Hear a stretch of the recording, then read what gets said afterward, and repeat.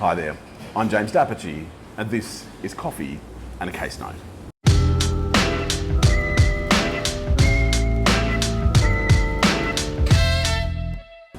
Team, today we are talking about a purchaser who is also the plaintiff and a defendant who is a company, and we're going to talk about the commercial arrangement they entered into. Right, the arrangement that the two parties entered into was that our purchaser was going to purchase 45% of the shares in the company, in the defendant we're going to speak about later today.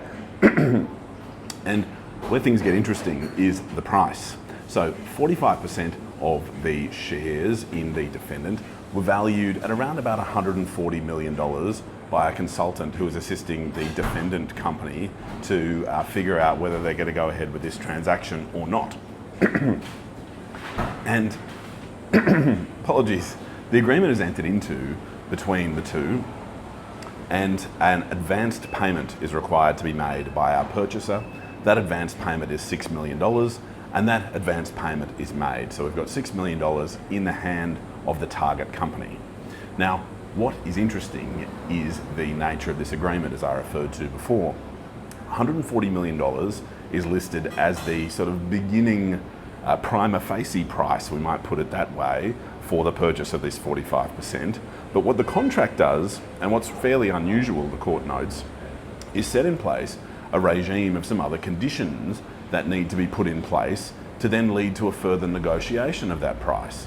And there are some steps that have to go through, like the directors of the target company having to be okay with the purchase price, the shareholders having to pass a resolution, and also for some audited accounts to come from the target company into the hands of the plaintiff.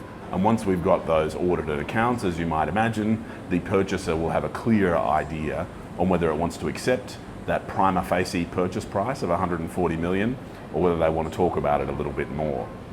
Now, things progress reasonably well, although there is a little bit of a delay between the agreement being entered into and the convenient getting of audited accounts, and the parties enter another subsequent agreement that just sort of extends the term of their original purchase agreement.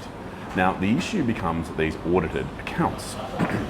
Our defendant has engaged auditors for the purpose of providing them, and there is a term in the agreement that says both the purchaser and the target company are to use good faith to do their best to get this audit rolling.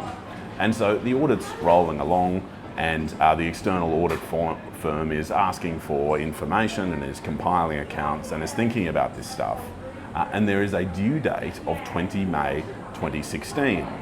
And what is interesting as we read the judgment and see the chronology unfold is that in around early May 2016, the auditors are put on notice of this potential finance issue that arises for the defendant. And there's some fairly substantial back and forth in the correspondence about this. Thank you very much, that looks fantastic, appreciate it.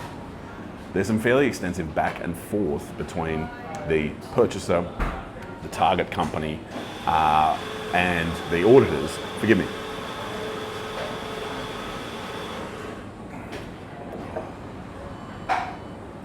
About the finance position of the target company.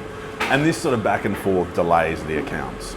And then as we get to the sharp crescendo of the chronology, we have this day of 20 May 2016, where things get very sharp indeed. At about 3:30, we've got the purchaser checking in with the defendant, and words like "as soon as possible" and urgently and this sort of stuff are referred to about getting these audited accounts by 20 May, as both parties have undertaken to use their good faith obligation to do. Now, what eventually happens is that at about 11:57 on 20 May 2016, China time, our auditors send an email including the audited accounts, and a little bit after midnight on 21 May, the parties receive those audited accounts. So they are late in accordance with what was agreed in the contract. So we find ourselves in a position where, as time marches on, our would-be purchaser, who does not indeed go ahead with the purchase, issues a termination notice on 30 June 2016. And that termination notice essentially says, you're in breach of the contract, we're terminating. And then the response is the sort of response you might expect for anyone familiar with the sort of letters that fly around when people start talking about repudiating a contract. Essentially they go, we're not in breach, you're in breach, which is to say you're repudiating the contract and we're going to terminate. You can't terminate, we're going to terminate. And that is sort of where we find the heart of our dispute today. Today's dispute is our purchaser saying, I want my $6 million back, and our target company, our defendant, saying purchaser did not comply with the good faith obligation and had no basis for issuing that notice of termination on 30 June. So let's work through those things. The good faith obligation is in writing, so it's not an implied term of touchy-feely. The law says you're meant to be nice to each other.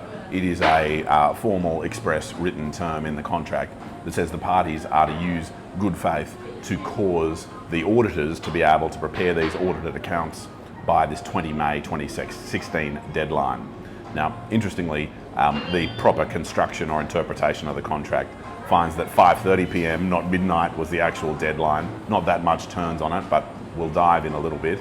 The court dives into this good faith argument, because what the defendant says is the purchaser's approach to the auditing process was not in good faith. The defendant's saying, they didn't engage properly. And one of the examples the court draws is to say, well, the purchaser didn't prod the auditor and give them a firm deadline to say, hey, it's 5:30 p.m. on 20 May, like we've got to get this rolling. And the court says, firstly, well, if there's a good faith obligation for the purchaser to go ahead and do that, then surely logic dictates and proper commercial construction of the contract and an understanding of what good faith means dictates that if they've got to do it, well then surely you've got to do it as well. And so if they're in breach from doing that, from failing to do that, then you're in breach for failing to do that. And so the court's not compelled by that argument. But the most fundamental point, moving past that, is causation.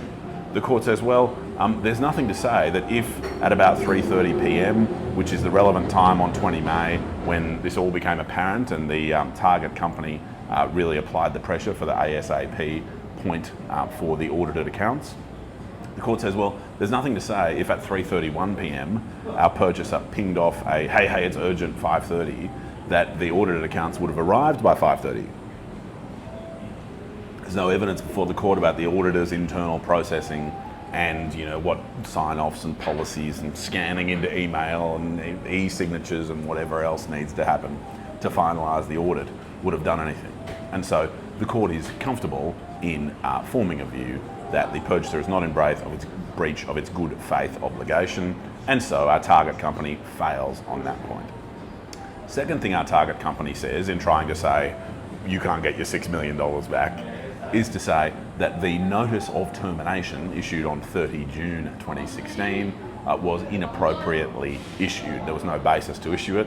Now the court works through a fairly fine bit of contractual interpretation and comes to the view that essentially that's wrong and that for technical reasons arising from the fine detailed terms the parties agreed, the purchaser was indeed entitled to issue that notice of termination, so it was valid.